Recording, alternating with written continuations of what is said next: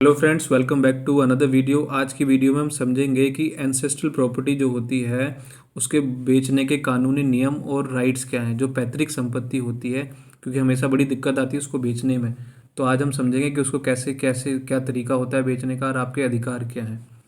देखिए, क्या है पैतृक संपत्ति। बेसिकली पैतृक संपत्ति हम कहते हैं एंसेस्ट्रल प्रॉपर्टी, वो प्रॉपर्टी होती है जो आपको अपने पिछले 4 जनरेशन से मिलती है। तो बेसिकली जो है आपके फादर, उनके फादर, उनके फादर के फादर, ऐसे करके जो है आप जो है उनकी 4th जनरेशन होते हैं। इस तरीके से इसे बोलते हैं पैतृक संपत्ति, यानी कि एंसेस्ट्रल प्रॉपर्टी। तो पुरखों एंसेस्टर की प्रॉपर्टी को कह सकते हैं। इसमें आपका हक पैदा होते ही हो जाता है, जब से आपका जन्म हुआ है तब से आपका राइट हो जाता है। ये प्रॉपर्टी डिवाइडेड, बंटवारा नहीं होना चाहिए। अगर देखिए बंटवारा हो गया तो फिर तो ये पैतृक संपत्ति फिर वहाँ से नहीं रही ना, अब तो ये इसमें बंटवारा नहीं होना चाहिए, तभी इसको बोलेंगे एंसेस्ट्रल प्रॉपर्टी। और आपका देखिए बर्थ राइट है, जैसे ही आपका जन्म हुआ एंसेस्ट्रल प्रॉपर्टी में क्या होता है, आपका जन्म से ही राइट होता है, आपका मालिक होते हैं आप। और ये पीढ़ियों मतलब कि जनरेशन का नियम है। बेसिकली कानून के मुताबिक प्रॉपर्टी तभी पैतृक मानी जाएगी जब वो इन 4 लेवल से गुजर जाए। देखिए, एंसेस्ट्रल प्रॉपर्टी होने के लिए भी जो है क्या है कि कुछ चीज़ें चाहिए होती हैं। कि देखिए सबसे पहले वो किसकी होनी चाहिए थी, ग्रेट ग्रैंडफादर की, ठीक है, जो आपके परदादा परदादा हैं उनके नाम उनकी थी। फिर वो कोई बंटवारा नहीं हुआ, ग्रैंडफादर के पास चली गई, दादा के पास, फिर भी कोई बंटवारा नहीं हुआ, वो किसके पास आ गई, फादर के पास आ गई, और अभी भी कोई बंटवारा नहीं हुआ है। तो अब आप हो गए 4थी जनरेशन, और ये प्रॉपर्टी लगातार इन 4 जनरेशन से चली आ रही है, तो ये ही एंसेस्ट्रल है। ठीक है ना, ऐसा नहीं है कि सिर्फ फादर की प्रॉपर्टी को नहीं बोल सकते हैं या दादा की प्रॉपर्टी को नहीं कह सकते हैं एंसेस्ट्रल प्रॉपर्टी। तो एक तरीके से 4थी जनरेशन, जो कि चौथी आप है।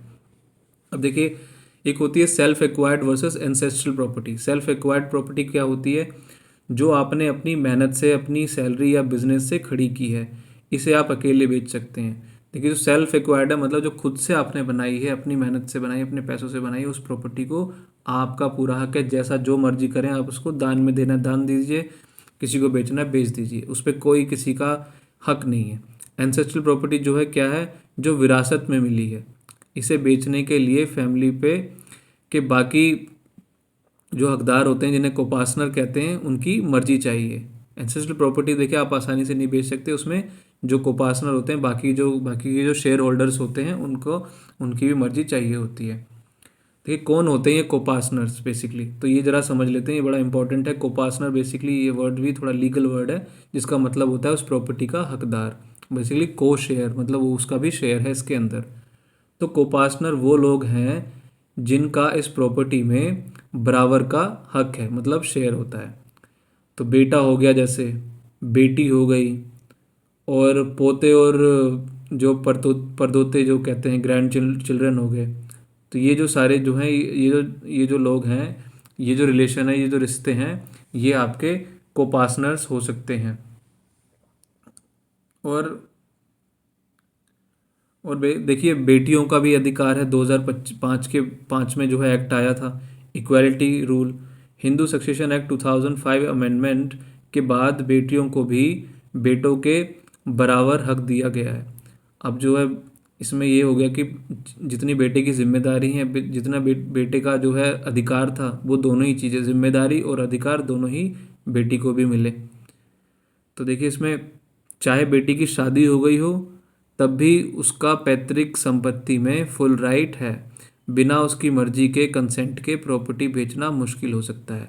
अगर आपकी सिस्टर है, आपकी बुआ है, या आपकी जो भी मतलब ऐसे रिश्ते में है, उनके अगर उनका मतलब उनकी बिना सहमति के आप कोई भी एंसेस्ट्रल प्रॉपर्टी नहीं बेच सकते। उनका अधिकार है उसके अंदर, या तो वो अपना राइट छोड़ दें तब करा सकते हैं, नहीं तो उससे उसके बिना नहीं कर सकते। देखिए क्या कर्ता प्रॉपर्टी बेच सकता है। कर्ता जो होता है basically head of the family को कहते हैं। तो कर्ता फैमिली का हेड है। जैसे कि फादर हो गए, फादर के पास मैनेजर की पावर होती है, पूरी प्रॉपर्टी को मैनेज करने की उनके पास, फादर के पास पावर होती है, जो कि हेड ऑफ द फैमिली होते हैं। लेकिन वो अकेले तभी बेच सकते हैं। तो किन केसेस के अंदर वो अकेले बेच सकते हैं, जब लीगल नेसेसिटी हो, बहुत ज़रूरी हो, मतलब कि कानूनी तौर से आप उसको समझा सकते हैं कि भाई ज़रूरत थी इसलिए बेचना पड़ा।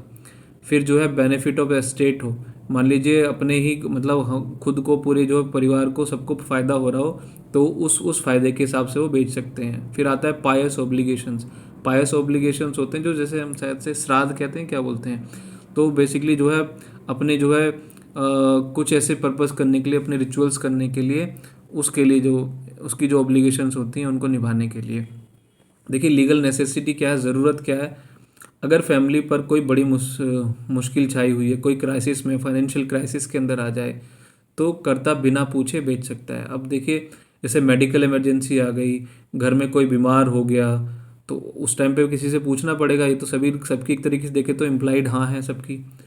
ठीक है, बच्चों की हायर एजुकेशन के लिए, भाई अब उनको पढ़ाएंगे लिखाएंगे नहीं तो फिर कैसे चलेगा। फैमिली में किसी की मैरिज के लिए, अब मैरिज तो बहुत इंपॉर्टेंट है, उसमें कुछ खर्चे होते ही हैं, तो उसका पैसा कहाँ से आएगा। गवर्नमेंट टैक्सेस या कर्जा चुकाने के लिए, अगर कोई लोन ले रखा है या गवर्नमेंट को हाउस टैक्स देना है, कुछ भी देना है, तो उसके टाइम पे भी आपको बेचनी पड़ सकती है, उसमें कोई दिक्कत नहीं है। अब देखिए एग्जाम्पल है लीगल नेसेसिटी का।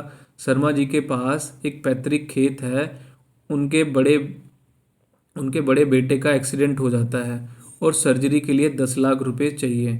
बाकी बच्चे प्रॉपर्टी बेचने से मना कर रहे हैं। इस सिचुएशन में शर्मा जी अकेले खेत बेच सकते हैं क्योंकि ये लीगल नेसेसिटी है। अब देखिए यहाँ पे क्या, जो शर्मा जी के बेटे का एक्सीडेंट हो गया है, अब यहाँ पे सर्जरी नहीं हुई तो हो सकता है कि जान चली जाए, तो यहाँ पे 10 लाख रुपए की ज़रूरत है। भले ही उसके फैमिली मेम्बर जो शर्मा जी हैं वो मना कर रहे हैं बेचने के लिए, लेकिन यहाँ पे क्या है, कानूनी तौर से क्या है कि देखिए ये ज़रूरत है, ये नेसेसिटी है, तो इसके चक्कर वो अब यहाँ पे किसी की परमिशन नहीं लेनी, तो वो बेच सकते हैं प्रॉपर्टी को। अब देखिए बेनिफिट ऑफ एस्टेट, तो बेसिकली जो है फ़ायदा होना चाहिए, फ़ायदे के लिए भी जो है प्रॉपर्टी को बेचा जा सकता है। प्रॉपर्टी बेचना अगर फैमिली के फ्यूचर बेनिफिट के लिए हो तो, जैसे कि एक पुरानी नुकसान देने वाली प्रॉपर्टी बेचकर अच्छी प्रॉपर्टी खरीदना। अब जो मतलब मान लीजिए वो इतनी ही बुरी कंडीशन में है प्रॉपर्टी, तो उसकी जगह अगर अच्छा अगर इन्वेस्टमेंट हो जाए तो वेल एंड गुड होता है। प्रॉपर्टी को बर्बाद होने से बचाने के लिए बेचना, मान लीजिए ऐसी प्रॉपर्टी है जो कि जो है ख़राब हो सकती है, बेकार हो सकती है, बहुत सारे नुकसान हो सकते हैं, तो पैसा बच जाएगा उससे अगर वो बेच देंगे, तो वो उसके लिए। फिर ऐसा इन्वेस्टमेंट करना जो पूरी फैमिली की इनकम बढ़ाए। अब मान लीजिए प्रॉपर्टी, तब भी आप ऐसा काम कर सकते हैं भाई जिससे कि जो है फैमिली की जो है हालत जो है सुधर जाए, तो तब भी कर सकते हैं। फिर है कि बेनिफिट ऑफ एस्टेट का अगर हम एग्जांपल समझें, रमेश के पास गांव में एक पुराना मकान है जो गिरने वाला है, उसको उसका रिपेयर कॉस्ट बहुत ज़्यादा है। रमेश उसे बेचकर शहर में एक शॉप खरीद लेता है जिससे फैमिली को मंथली रेंट मिलने लगता है, ये बेनिफिट ऑफ स्टेट माना जाएगा।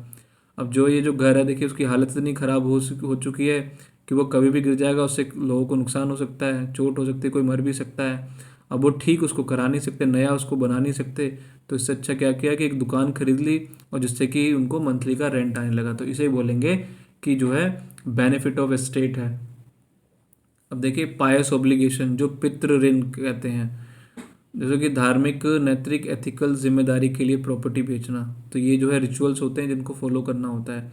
अगर पिता पर कोई ऐसा पर्सनल डेट था, कर्जा है, जो किसी गलत काम जैसे गैम्बलिंग के लिए नहीं लिया गया हो, तो उसे चुकाने के लिए प्रॉपर्टी बेची जा सकती है। अगर जो है सही तरीके से, मतलब कोई लीगल अगर कर्जा था फादर के ऊपर, तो बेटा जो है क्या कर सकता है, उनको उस प्रॉपर्टी को बेच के उस प्रॉपर्टी को चुका सकता है। तो ये जो है क्या होती है, एक तरीके से पायस ऑब्लिगेशन कहते हैं, मतलब पिता के कर्ज से उन्हें मुक्त करना, ये बच्चों का क्या होता है, फर्ज होता है। देखिए पार्टीशन के बाद क्या होगा, अगर प्रॉपर्टी का बंटवारा हो जाता है तब क्या होगा। जब एंसेस्ट्रल प्रॉपर्टी का लीगल पार्टीशन बंटवारा हो जाता है, तब देखिए क्या होता है, सेपरेट शेयर्स हो जाते हैं, सबको अपना अपना हिस्सा मिल जाता है, सबके जो है बाउंड्री बन जाती हैं। बिकम सेल्फ एक्वायर्ड प्रॉपर्टी, अपना हिस्सा मिलने के बाद आप उसके मालिक हैं। तो जैसे ही वो आपको प्रॉपर्टी मिल चुकी है बंटवारे के बाद, तो वो आपकी क्या हो गई, सेल्फ एक्वायर्ड प्रॉपर्टी हो गई, अब वो एंसेस्ट्रल प्रॉपर्टी नहीं रही। सेल इज़ ईजी, अब आप बिना किसी से पूछे अपना हिस्सा बेच सकते हैं। अब आपको यहाँ पे किसी की ज़रूरत नहीं है, यहाँ पर कोई कोपार्टनर नहीं है, कुछ नहीं है। अब देखिए माइनर, जो छोटे बच्चों के राइट क्या होते हैं। अगर फैमिली में कोई बच्चा 18 साल से छोटा है तो देखिए सबकी जो है इसमें कंसेंट ज़रूरी होती है। अगर जो है उसकी प्रॉपर्टी को अगर जो है कुछ करना है, तो बेसिकली उसकी प्रॉपर्टी के साथ आप छेड़छाड़ नहीं कर सकते। तो जैसे बिना किसी स्पेशल रीज़न के अगर प्रॉपर्टी बेचनी है तो ऑल को पार्टनर के साइन चाहिए। अगर आपको प्रॉपर्टी अगर बेचनी पड़ी तभी भी आपको सारे जो प्रॉपर्टी के हकदार हैं सभी के उसमें साइन की ज़रूरत है। सभी भाई बहन और पिता के सिग्नेचर की ज़रूरत है, तो सभी लोग साइन करेंगे बेसिकली। अगर एक भी मना करे तो सेल इनवैलिड हो सकती है। अगर उनमें से किसी ने मना कर दिया तो ये सेल नहीं मानी जाएगी। ऑब्जेक्शन होने पर मैटर कोर्ट में जा सकता है। अगर किसी को वो प्रॉपर्टी बेचने में ऑब्जेक्शन है तो वो क्या हो सकता है, उसके लिए जो है वो कोर्ट में भी जाया जा सकता है, या तो मतलब कोई भी दोनों में से एक पार्टी जा सकती है। अगर बिना मर्जी बेच दी तो, अगर मान लीजिए भाई किसी का कंसेंट लिया ही नहीं, अगर तब बेच दी तब क्या होगा। आपके पास देखिए कानूनी रास्ते क्या हैं, स्टे ऑर्डर। आप कोर्ट से स्टे ले सकते हैं ताकि रजिस्ट्री ना हो पाए। तो आप कोर्ट को कह सकते हैं जी यहाँ तो जो सारे जो हकदार हैं प्रॉपर्टी के सबसे जो है यहाँ से कंसेंट लिया ही नहीं, पूछा ही नहीं, तो यहाँ पे जो है कोर्ट उसको रोक देगा ताकि जो उसमें कोई रजिस्ट्री वगैरह ना हो जाए। फिर कैंसिल सेल, अगर बेच दी गई है तो आप सूट फॉर कैंसिलेशन फाइल कर सकते हैं। फिर आप कह सकते हैं जी इसको कैंसिल करो क्योंकि ये वैलिड नहीं है, क्योंकि हमारा इसमें कंसेंट लिया ही नहीं गया। अब देखिए खरीदने वाले के लिए क्या टिप्स है। अब देखिए जिस बेचारे ने जो है वो उस प्रॉपर्टी को खरीदा है तो उसके लिए क्या चीज़ें हैं, क्या चीज़ों का ध्यान, क्योंकि उसके लिए तो बहुत नुकसान की चीज़ है। अगर आप ऐसी प्रॉपर्टी खरीद रहे हैं तो चेक करें भाई, पहले आप जाके टाइटल सर्च करें, पिछले 30 साल का रिकॉर्ड देखें कि भई ये है किसके नाम से। फैमिली ट्री देखें, कितने हकदार हैं उनकी लिस्ट बनाएं, सबका देखें कि भाई कितने इसके परिवार के बंदे हैं, किस किस का राइट बनता है। एनओसी सभी कोपार्टनर से नो ऑब्जेक्शन साइन करवाएं। सब लोगों का होना चाहिए कि भाई हमें कोई दिक्कत नहीं है इसको बेचने में।